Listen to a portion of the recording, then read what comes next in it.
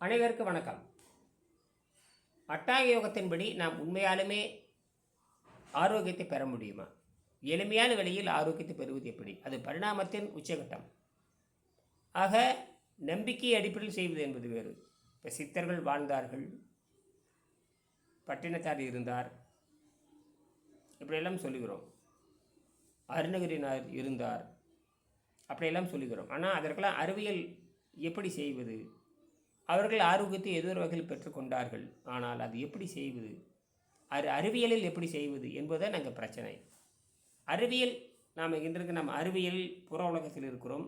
அதில் அதிகப்படியான தரவுகள் தேவை, அதிகப்படியான ஆதாரங்கள் தேவை. அப்படித்தான் இது. ஆகினால் இந்த எழுதிய வெங்கடேசன் என்பவர் தன்னுடைய உடல் அமைப்பை 4 மருத்துவர்கள் ஆய்வு செய்தார்கள். அவர் சொந்த ஊர் மன்னார்குடி. மன்னார்குடியில் இருக்கிற மருத்துவர்கள், எம்பிபிஎஸ் மருத்துவர்கள், மன்னார்குடி ரோட்டர் சங்கத்தில் இருக்கிற மருத்துவர்கள், அவர் குடும்பத்தைச் சேர்ந்த மருத்துவர்கள், தன்னுடைய தம்பியே மருத்துவர், தம்பியினுடைய துணைவியார் மனைவியார் மருத்துவர், அவர்களெல்லாம் இந்த ஆராய்ச்சி ஊக்கப்படுத்தியிருக்கிறார்கள். ஆக தரவுகள் ரொம்ப முக்கியம். ஏன்னா அறிவியல் என்பது விளையாட்டாக இருக்க முடியாது, அனைவருக்கும் பொருந்தி வரமாக இருக்க வேண்டும். அதனால தான் அந்த 10வது பாடத்தில் தன் உடலை பரிசோதித்தார். அவர் தொடங்குவதற்கு முன்பாக பல நோய்களுக்கு ஆட்பட்டிருந்தார். கடுமையான கடுமையான சக்கரை நோய், கடுமையான மூட்டு வலி, கடுமையான உடல் பருமன், இன்னும் அது சார்ந்த பல நோய். நீங்கள் சக்கரை நோய் வந்துவிட்டால் என்னென்ன நோய் வரும் என்று கற்பனையே செய்ய முடியாது. இரத்தத்தை கெடுக்கும், பெருங்குடலை கெடுக்கும், நரம்படலை கொடுக்கும், கடுமையான உடல் வலி, மூட்டு வலி, முழங்கால் வலி, இடுப்பு வலி, இன்னும் பல நோய்களை உண்டாக்கும். கற்பனையே பண்ண முடியாது, அத்தனை நோய்கள் உண்டாக்கும். அத்தனை நோய்களிலிருந்தும் தப்பித்து வெற்றி சென்றார். அதற்கு காரணமே யோக பயிற்சி தான். யோகம் பரிணாமத்தை தூண்டுகிறது. யோக பயிற்சி பரிணாமத்தை முன்னேற்றுகிறது. அப்போ நமக்கு புதுமையான ஒரு வாழ்க்கையை அது தருகிறது என்று புரிந்து கொள்ள வேண்டும். இப்போ அதை பற்றி நான் ஒரு குறிப்பாக சொல்லுகிறேன். அட்டாங்க யோகம் 2வது படியாக நியமம் என்று பெயர். நியமம் என்ற பகுதியில், அட்டாங்க யோகத்தின் 2வது படியாக நியமம் என்ற பகுதியில் அகம்புறம் தூய்மை என்ற நியமத்தின் 1வது நியதியின் கீழ் இந்த நீரணு முறை வருகிறது. நீரணு முறை எங்கு வருகிறது? அட்டாங்க யோகத்தில் நியமத்தின் முதல் விதியான அட்டாங்க யோகம் 2வது படி நியமத்தின் முதல் விதி அகத்தூய்மை வருகிறது. அங்குதான் நீர் மருத்துவம் வருகிறது என்று தன்னுடைய ஆராய்ச்சியின் மூலமாக நிரூபிக்கிறார். இது மிகப்பெரிய உண்மை. சரி, அகச்சுத்தம் புறச்சுத்தத்தினும் அகச்சுத்தம் புறச்சத்தத்தில் அகச்சுத்தம்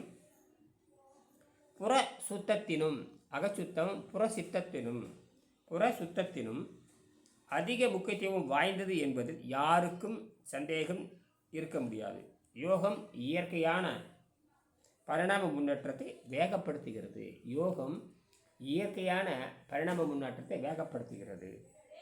டாக்டர்களும் மருத்துவர்களும் உடலை பற்றியும்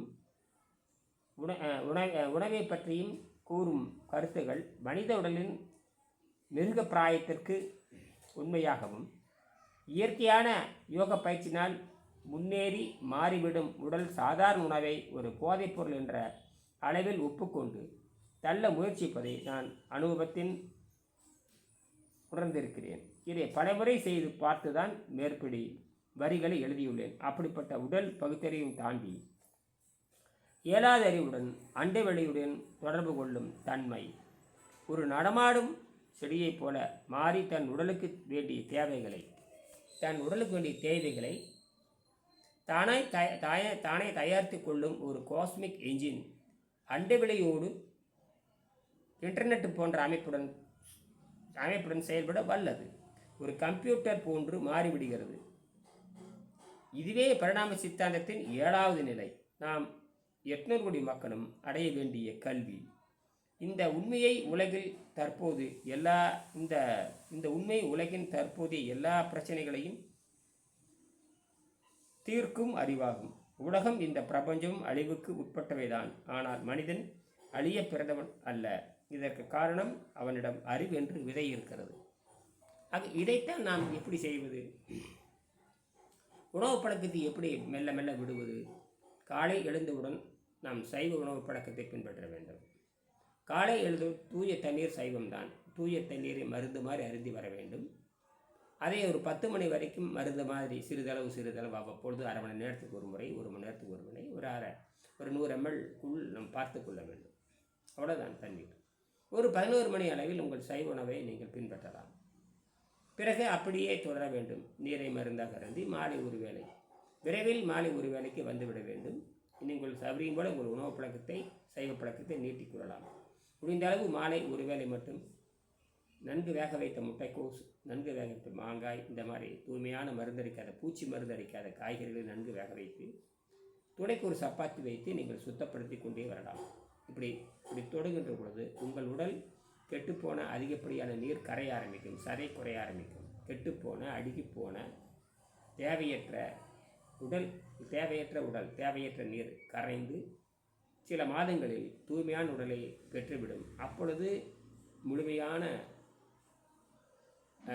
நோன்பிருந்து பார்த்தால் உடல் எடை குறையாது. அப்பொழுதுதான் முழுமையான நோன்பிருந்து பார்க்க வேண்டும். அப்பொழுது ஒரு 6 மாதத்தில் அனைத்து நோய்கள் நீங்கிவிடும். இது பெறுவதற்கு ஒரு 100 நாட்கள், 120 நாட்கள், 200 நாட்கள், 180 நாட்கள், அதிகபட்சம் 6 மாதம். அந்த 6 மாதத்துக்குள் ஒரு நிலத்த எடை வந்துவிடும். விட்டு செய்தாலும் கூட அது கொண்டு வந்து விடலாம். பிறகு எத்தனை நாள் முழுப்பட்டு இருந்தால் உடல் எடை குறையாது. அப்படி நீரையும் காற்றையும் உடல் மாறிக்கொள்ளும்.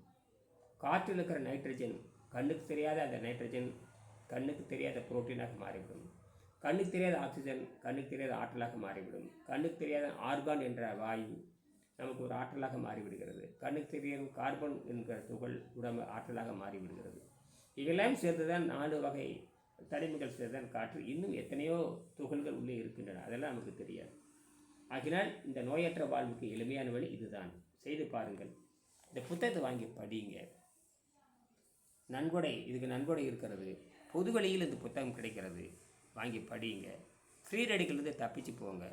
நீங்கள் எப்பொழுது வேணாலும் இந்த பயிற்சியை தொடங்கலாம், எப்பொழுது வேணாலும் இந்த பயிற்சியை விட்டு விடலாம். எல்லா நோய்களும் அடித்து நொறுக்கப்படும். நீங்கள் வெறுமனே நம்பிக்கை அடிப்படையில் இல்லாமல் அறிவியல் அடிப்படையில் செயல்படுங்கள். நன்றி, வணக்கம்.